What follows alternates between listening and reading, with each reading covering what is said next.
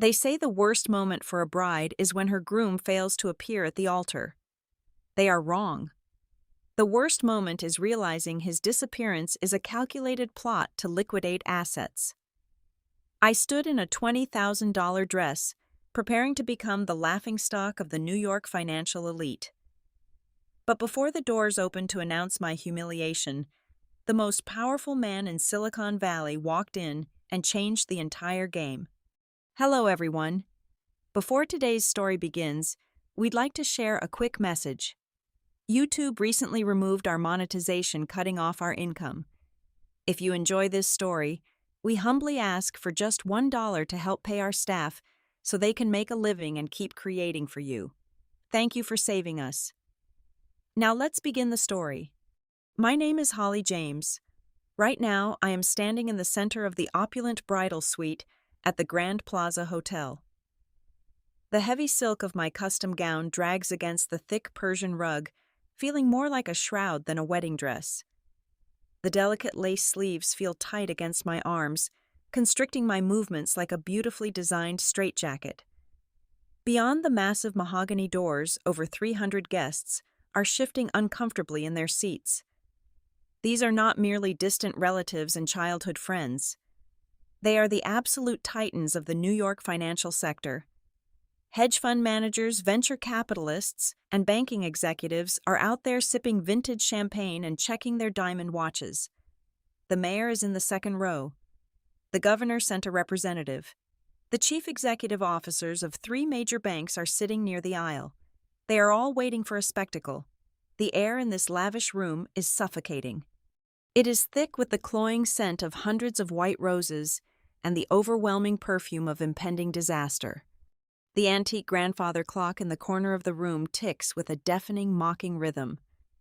It has been over 1 hour since the string quartet was supposed to start playing my entrance march. Yet the groom, Julian Vance, is nowhere to be found. The silence from his side of the arrangement is absolute. Neither his mother nor his father, nor any of his 6 groomsmen have answered a single phone call. I stare at my reflection in the tall, gilded mirror, watching the color completely drain from my face. My hands grip the edges of the vanity table, and they are ice cold.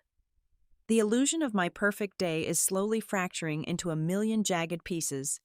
Suddenly, the heavy suite door creaks open. My personal assistant, Sarah, slips inside and quickly presses her back against the wood. Her face is the color of wet ash.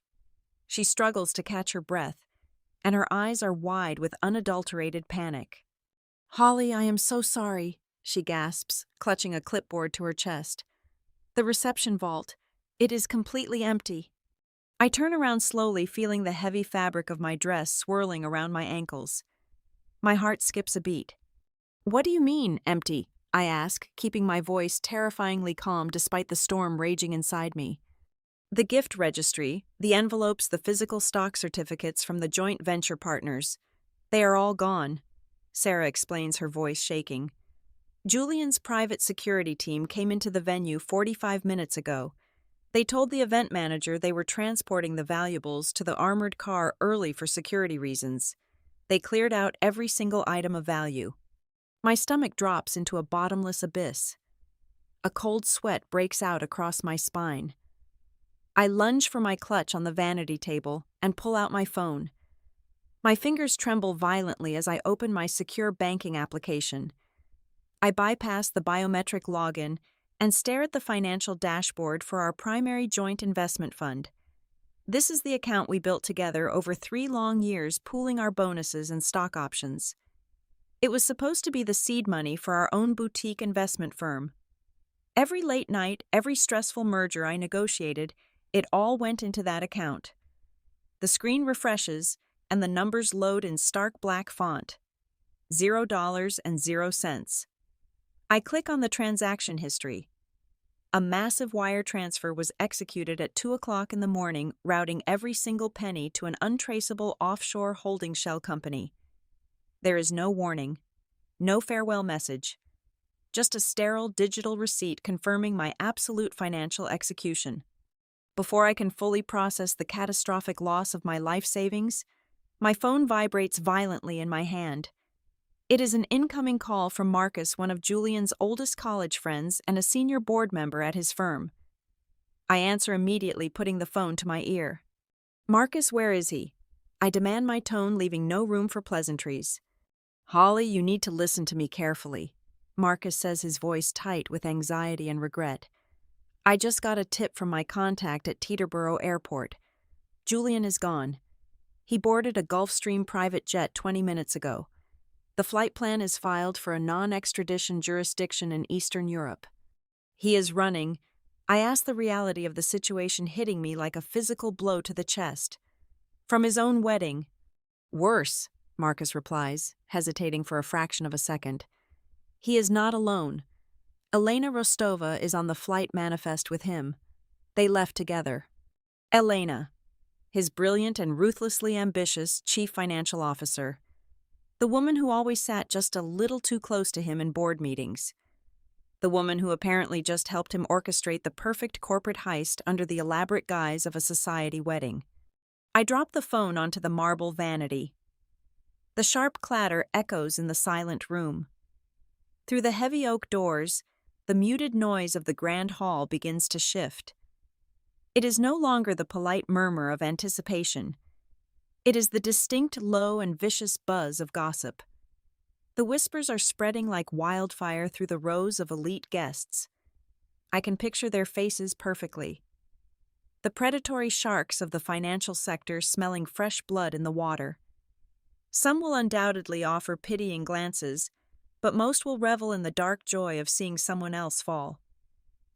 The golden couple of the fiscal year has been completely shattered before the vows were even spoken.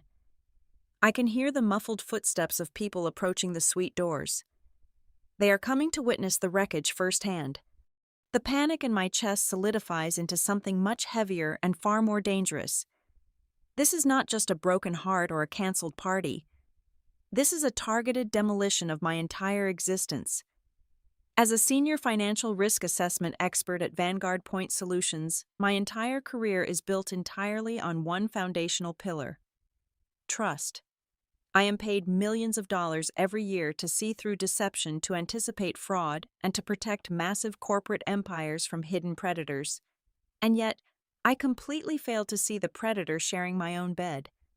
If I walk out of this room as the pathetic abandoned bride who let her fiancé steal her blind, my professional credibility will be reduced to ash.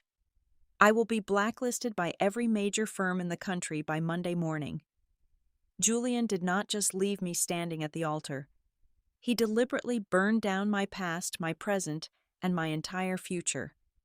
I stand perfectly still, trapped in this $20,000 cage of silk and lace, waiting for the doors to open and my public execution to begin. I reached out to grasp the heavy brass handle of the suite doors. Every muscle in my body screamed in protest, but I knew I had to face the executioners waiting in the grand hall. I took a deep breath, preparing to swallow the bitterest pill of my life and announce the cancellation of my own wedding. My hand was hovering just 1 inch away from the cold metal when the handle suddenly turned from the outside. The door pushed open, forcing me to take a step back. A tall figure stepped into the room and swiftly pushed the heavy oak doors shut, cutting off the rising murmur of the crowd. The sharp click of the deadbolt sliding into place echoed in the silent room. It was not a hotel manager or a sympathetic bridesmaid. It was Victor Sterling, the chief executive officer of Vanguard Solutions, my absolute boss, and arguably the most formidable apex predator in the entire financial ecosystem of the country.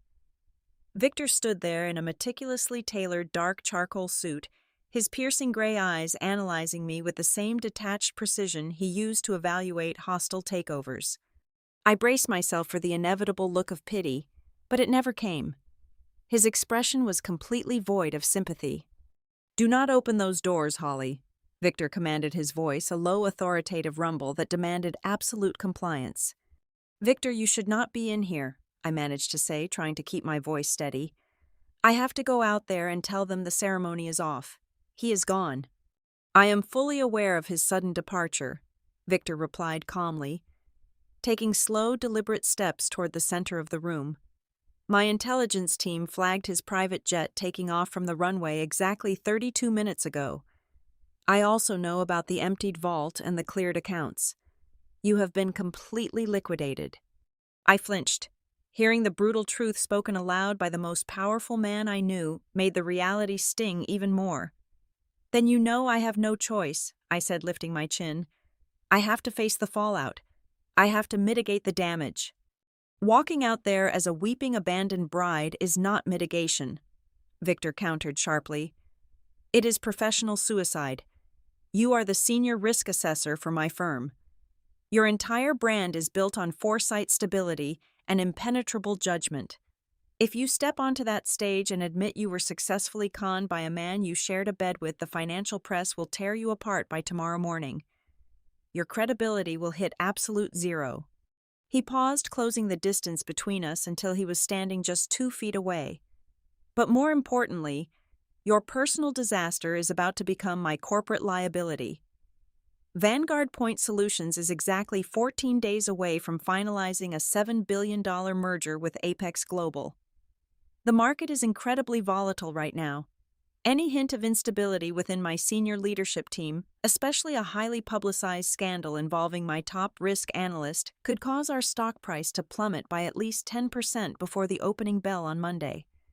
I simply will not allow my company to lose hundreds of millions of dollars because your former partner possesses the moral backbone of a common street thief.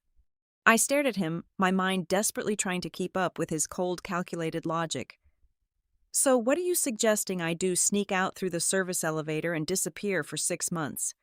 I am suggesting we execute a strategic pivot. Victor stated, his eyes locking onto mine with terrifying intensity.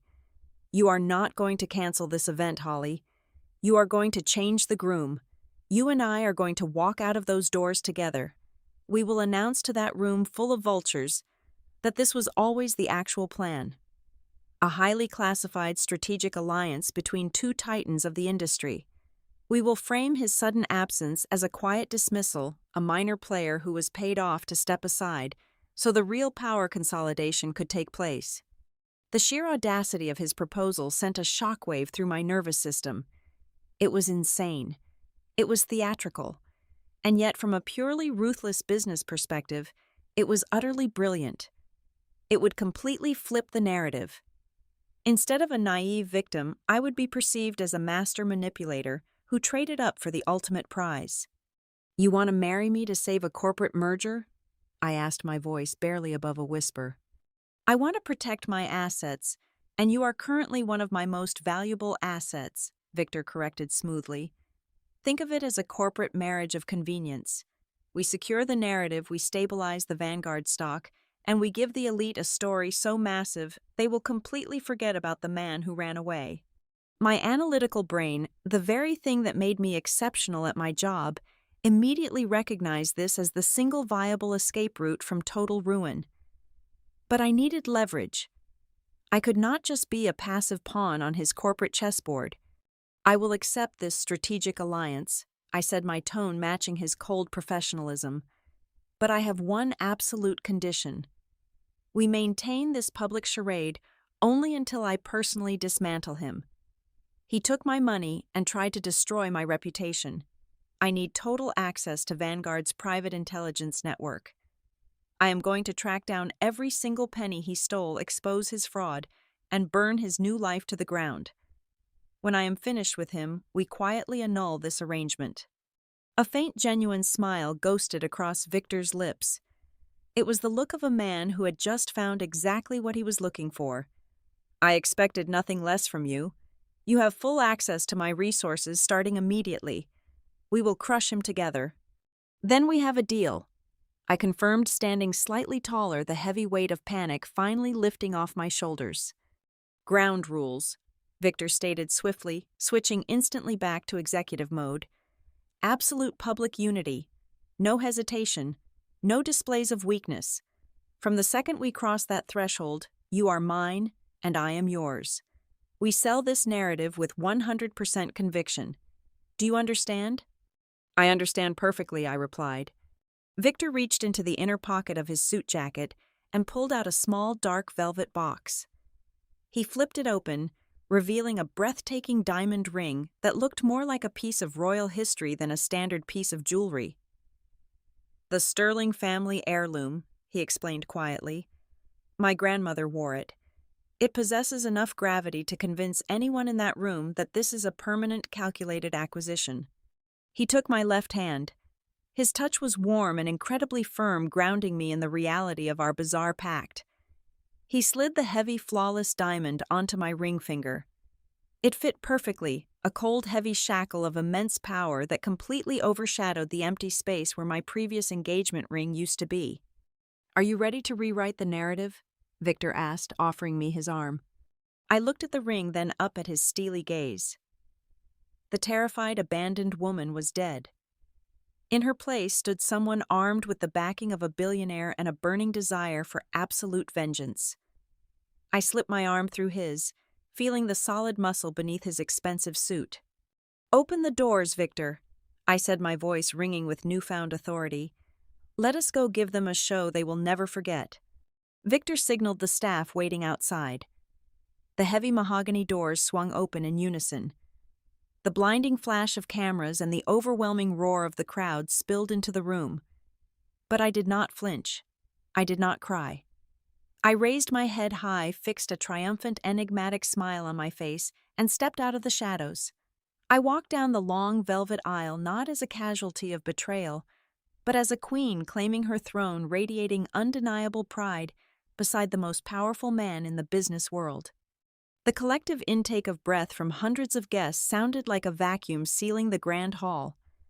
As my stiletto heels clicked rhythmically against the pristine white marble runner, the atmosphere shifted so violently it felt like a drop in barometric pressure. These were sharks, apex predators of Wall Street, who had been eagerly sharpening their teeth for a feast of my humiliation.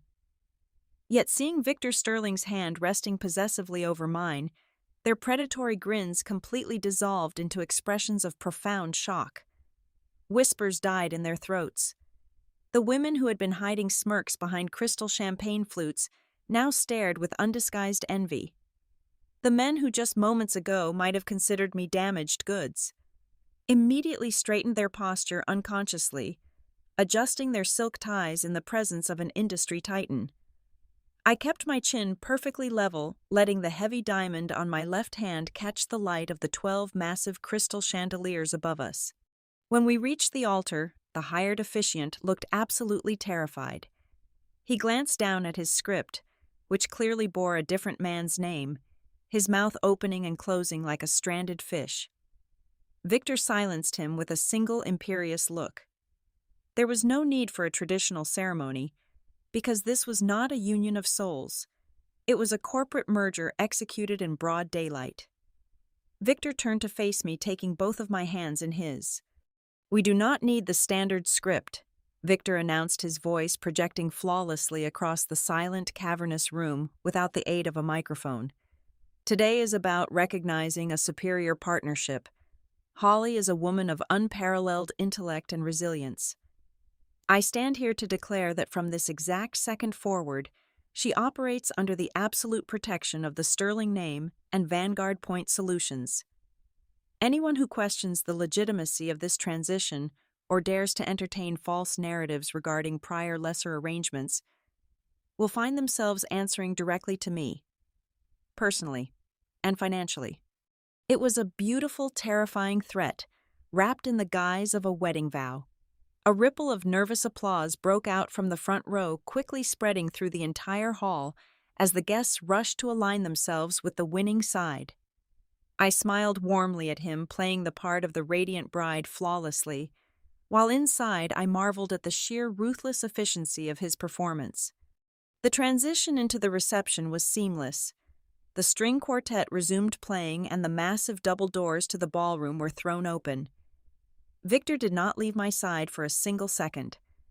He guided me onto the polished mahogany dance floor for our first dance, a traditional waltz that we navigated with the rigid grace of two generals planning a military campaign. As he pulled me close, spinning me away from the prying eyes of the photographers, his lips brushed against my ear. "Keep smiling," Victor murmured, his tone as casual as if he were discussing the weather. The Securities and Exchange Commission has been quietly building a massive federal case against him for the past 8 months. Wire fraud, insider trading, and severe corporate embezzlement. I missed a half step, but Victor's strong arm around my waist instantly corrected my posture, making it look like a deliberate dip. The federal investigators are closing in. Victor continued gracefully leading me across the floor. He did not just run away from a wedding holly. He ran because the federal subpoenas are being finalized this very weekend. His sudden departure was a desperate attempt to liquidate everything he could touch and move it beyond federal jurisdiction before his domestic accounts are permanently frozen. A cold, blinding fury erupted in my chest. The betrayal was no longer just personal. It was entirely transactional. I was just collateral damage in his pathetic exit strategy. The rage threatened to boil over to crack my perfectly composed facade, but I forced it down. I am an auditor. I deal in ledgers, balance sheets, and forensic analysis. I took that raw, chaotic anger and fed it into the cold, calculating machinery of my mind. As the music swelled, I began mentally constructing the architecture of his destruction. I knew his passwords. I knew his offshore routing habits. I knew the exact vulnerabilities in his digital infrastructure. By the time the song ended, I had already formulated the first 3 phases of my counteroffensive. The rest of the evening transformed into a masterclass in psychological warfare. We worked the room together, accepting congratulations from senators and billionaire hedge fund managers. Every photograph taken, every toast given was a deliberate flex of absolute power. I made sure the official videographers captured every angle of the sterling diamond on my finger and the commanding presence of Victor standing by my side. I knew exactly where those images were going. They were instantly uploaded to every major social media platform, tagged and trending within minutes. Thousands of miles away, I knew his parents were huddled around a screen, desperately monitoring the fallout of their son's cowardly escape. They had expected to see me broken, a ruined woman weeping over a stolen future. Instead, they were watching me ascend to a level of power and influence their son could not even fathom. I could almost smell their terror through the digital ether, knowing that instead of a victim, their son had just created his own executioner. 72 hours after the ceremony, the counterattack began. I was sitting in my corner office at Vanguard Point Solutions preparing the preliminary framework for my investigation when my desktop monitors simultaneously lit up with breaking news alerts. Julian and Elena had realized they were backed into a corner by Victor's brilliant public relations maneuver. Instead of hiding in their offshore sanctuary, they decided to strike first. They launched a highly coordinated, vicious smear campaign using anonymous proxy accounts to leak fabricated documents to 3 of the most prominent financial news syndicates in the country. Within 45 minutes, my face was plastered across the front pages of every major business website. The headline on the most vicious blog read, "Vanguard Point Solutions deploys honey trap to hijack tech startup." The narrative they spun was a masterpiece of malicious fiction. They accused me of being a high-level economic spy. According to their completely manufactured timeline, I had spent the last 3 years seducing Julian solely to gain backdoor access to his company's proprietary predictive trading algorithm. Julian positioned himself as the tragic, brilliant innovator who had discovered my treachery just hours before the wedding. He claimed he was forced to flee the country in the middle of the night, not as a thief but as a desperate victim, trying to protect his client's assets from a hostile corporate takeover orchestrated by Vanguard Point Solutions. The media tide turned with terrifying speed. The very same people who had applauded my resilience at the reception were now calling for my head. My phone rang incessantly with calls from aggressive reporters. The Ethics Committee of the National Financial Board issued a public statement declaring that my professional license was under immediate severe review. Worse still, rumors began circulating that federal prosecutors were considering opening a criminal espionage investigation against me based on Julian's fabricated evidence. I was staring down the barrel of total professional annihilation and potential prison time. The panic among the Vanguard executives was immediate and explosive. At 2 o'clock that afternoon, an emergency meeting of the board of directors was convened. I sat silently in the glass-walled conference room as 5 senior partners demanded my immediate termination. They argued that my presence was a toxic liability that would completely derail the $7 billion merger Victor had worked so hard to secure. Victor sat at the head of the long oak table, listening to their frantic demands with a completely unreadable expression. When the loudest board member finally finished shouting, Victor stood up. His presence immediately commanded absolute silence. "Holly James is not going anywhere," Victor stated, his voice a lethal whisper that cut through the room like a scalpel. "She is a victim of a coordinated defamation campaign designed to destabilize this firm. If we fire her, we validate their lies. We show the market that Vanguard Point Solutions capitulates to anonymous internet terrorists. That will not happen under my leadership. She remains exactly where she is, and anyone who has a problem with my decision is welcome to tender their resignation this very second." Nobody moved a muscle. Victor had drawn a line in the sand, risking his own absolute authority to protect me. Walking back to my office, the fear that had been threatening to paralyze me completely evaporated, replaced by a cold, hyper-focused rage. Julian thought the threat of criminal charges would make me panic and surrender. He fundamentally misunderstood the woman he had intended to marry. I locked my office door, drew the heavy electronic blinds, and booted up my private encrypted terminal. During our second year together, Julian had begged me to audit his internal server architecture to prepare for a routine compliance check. He thought I was just fixing his sloppy bookkeeping. He did not know that I had installed a deep invisible diagnostic backdoor into his primary mainframe, a failsafe I used for constant security monitoring. He might have wiped his public hard drives before getting on that private jet, but he was far too arrogant to check the hidden system logs. My fingers flew across the mechanical keyboard, bypassing his newly established firewalls in less than 12 minutes. I plunged directly into the dark architecture of his server history. The digital war had officially begun. For the next 9 hours, I sat in total darkness, illuminated only by the glaring blue light of the monitors. Every time Julian and Elena leaked a new doctored email claiming I had threatened them, I retaliated silently by downloading gigabytes of their hidden transaction ledgers. The tension escalated to an agonizing level. The news cycles were caught in a vicious frenzy, analyzing every fake claim Julian produced. The Vanguard legal team was fighting brutal skirmishes on 50 different fronts, issuing cease and desist orders that were ignored the second they were filed. It was a terrifying high-stakes game of information warfare, pushing both sides to the absolute brink of destruction. But while Julian was busy fighting a loud, desperate war in the press, I was quietly moving through his digital shadows, systematically gathering the exact weapons I needed to sever his head from his empire. At exactly 9 o'clock in the morning, the main auditorium at the Vanguard Point Solutions headquarters was packed entirely beyond its maximum physical capacity. Every major financial news network had dispatched their top investigative journalists and camera crews. The air in the massive room was thick with hostility and electric anticipation. They had all come expecting a surrender. They expected a tearful apology, a desperate plea for mercy, or perhaps a panicked resignation from a woman caught in a massive corporate espionage scandal. They were completely wrong. When Victor and I walked onto the brightly lit stage, the aggressive cacophony of shouting reporters and rapid camera flashes was physically blinding. Victor looked immaculate in a navy blue tailored suit, projecting an aura of absolute unshakable authority. He did not step up to the podium. Instead, he stood back, folding his arms across his chest, signaling to the entire world that this was my battle and he was merely my fortified wall. I stepped up to the microphone.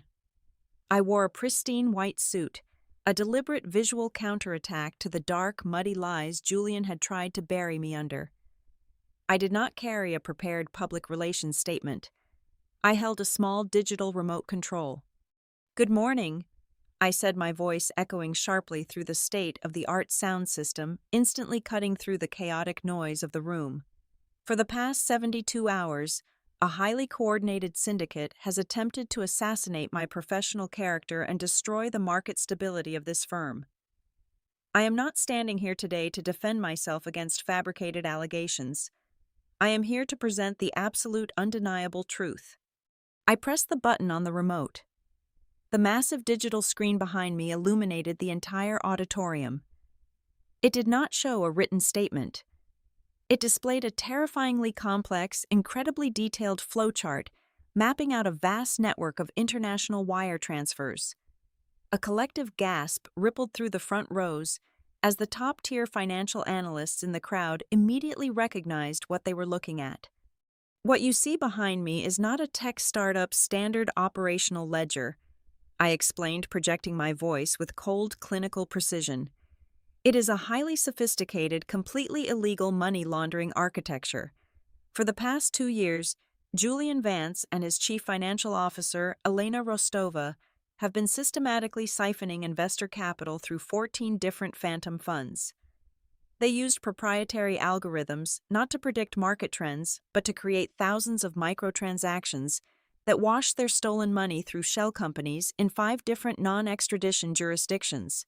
The total amount of stolen capital currently sits at over $340 million. The room erupted.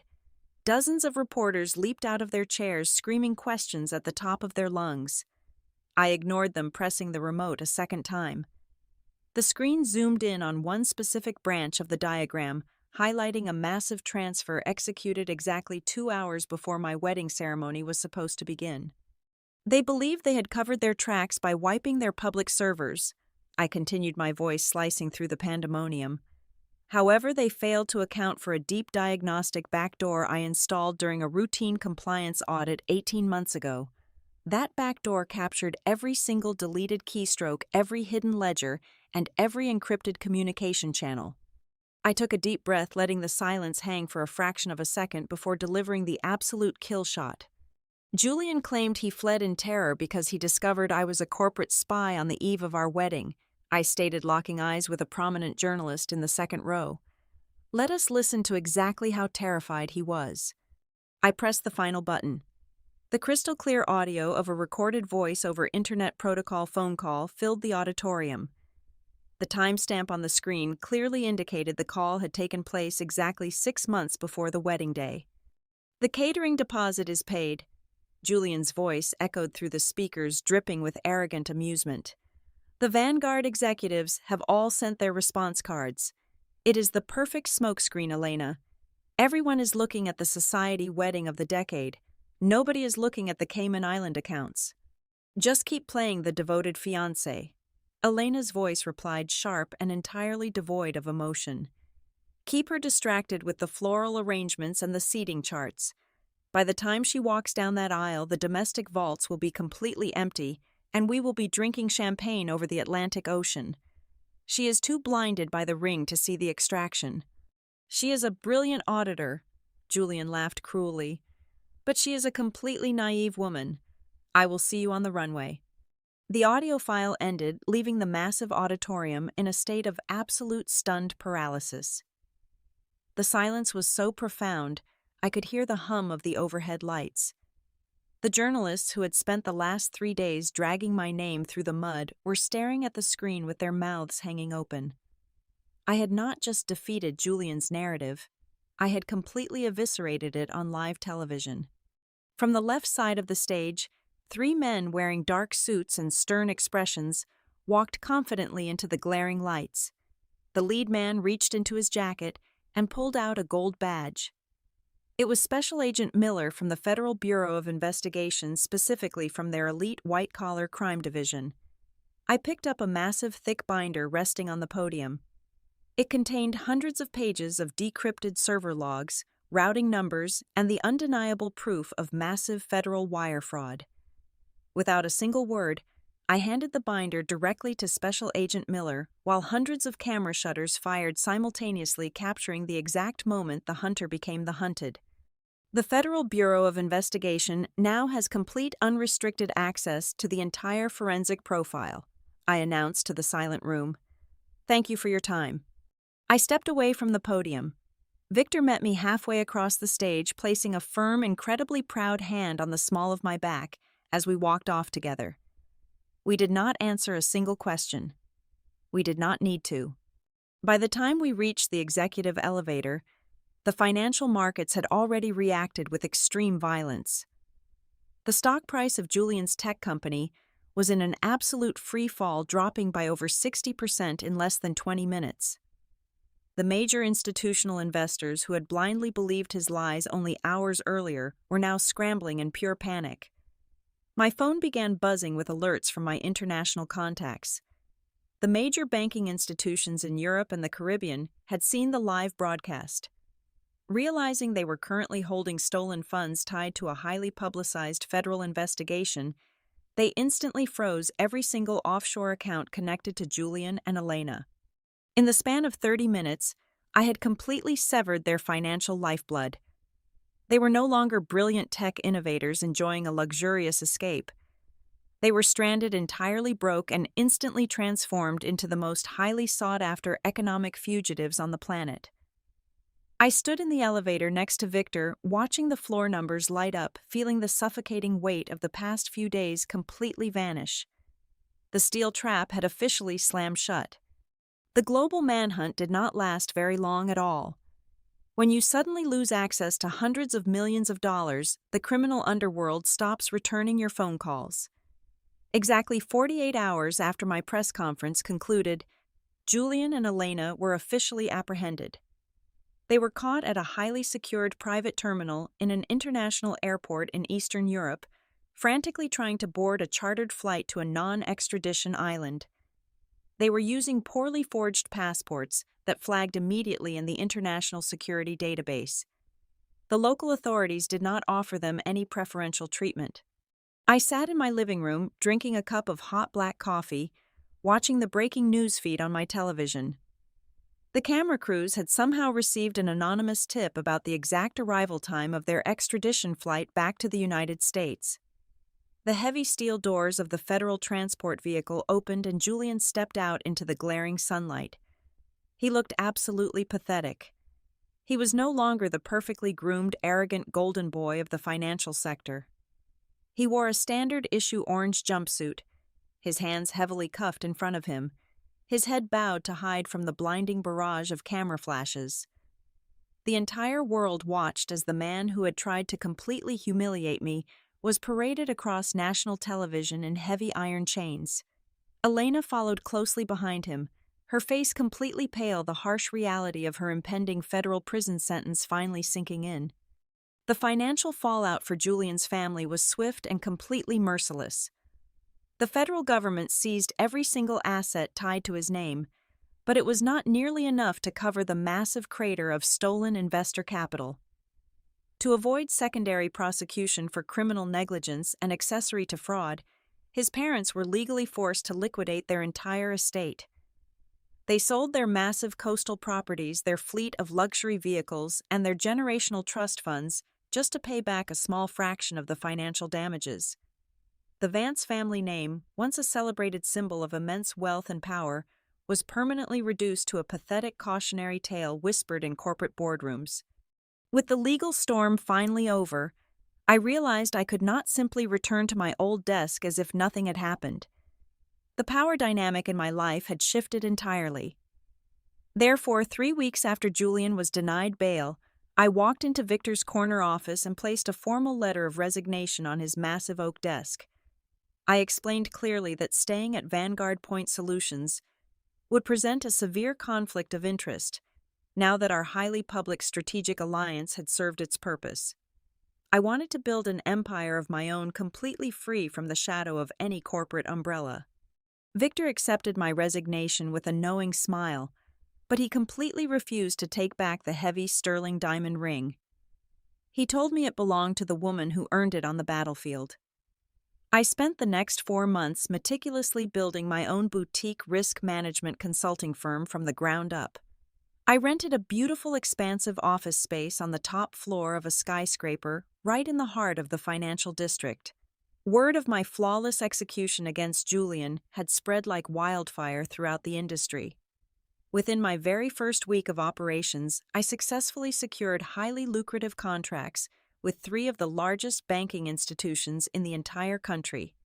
Late one Friday evening, long after my entire staff had gone home for the weekend, I was standing by the floor-to-ceiling windows of my new office looking out at the glittering skyline. The heavy glass doors behind me clicked open. I turned around to see Victor Sterling stepping into the quiet room. He was not wearing his usual intimidating corporate armor. He wore a simple tailored shirt, his posture relaxed, a rare and genuine warmth shining in his gray eyes. "You have a highly impressive operation running here," Victor said, walking slowly toward me. "The entire market is talking about your new firm." "I learned strategy from the absolute best," I replied, a soft smile touching my lips. "But I assume the chief executive officer of Vanguard Point Solutions did not come all the way down here just to admire my office furniture." "I did not come here as your former boss," Victor said, stopping just a few feet away from me. "I came here as a man who wants to ask you out to dinner." I looked at him, slightly taken aback by the raw vulnerability in his voice. "I proposed a strategic alliance to save a corporate merger." Victor continued, his gaze completely unwavering. "But the absolute truth is, I have admired your brilliant mind, your relentless drive, and your absolute resilience since the very first day you walked into my firm. I watched you operate for 3 long years. I saw the fire in you long before the wedding disaster ever occurred. When I saw you trapped in that bridal suite, I did not just want to protect my company. I wanted to protect you. Now that the dust has completely settled and we are standing on completely equal ground, I want to know if there is room in your new life for something real." For the first time in many months, I felt the heavy defensive armor around my heart completely melt away. I looked at the incredible man who had stood faithfully by my side when the entire world was ready to watch me burn. I realized that true power was not just about destroying those who wronged you. It was about allowing yourself to be vulnerable with the right person. "I think I have an opening in my schedule," I said, reaching out to take his hand. Victor smiled warmly, pulling me gently into his arms. I leaned against his chest, turning my head to look back out through the massive glass windows. Thousands of lights sparkled across the vast city below, representing millions of lives and endless beautiful possibilities. I smiled with complete, unshakable satisfaction. They say revenge is a dish best served cold. They are completely wrong. The most perfect, devastating revenge is simply stepping out of the ashes, building your own throne, and living a fiercely brilliant life that absolutely no one can ever tear down. Thank you so much for listening to today's story. We hope you enjoyed it. As an ad-free channel, your support is what keeps us alive. Please support Violet Revenge Stories with just $1 via the QR code on the screen, or click the link in the description box or pinned comment. Also, we would love to connect with you. Please leave a comment telling us which city or state you are listening from. Thank you for standing with us, and see you in the next stories.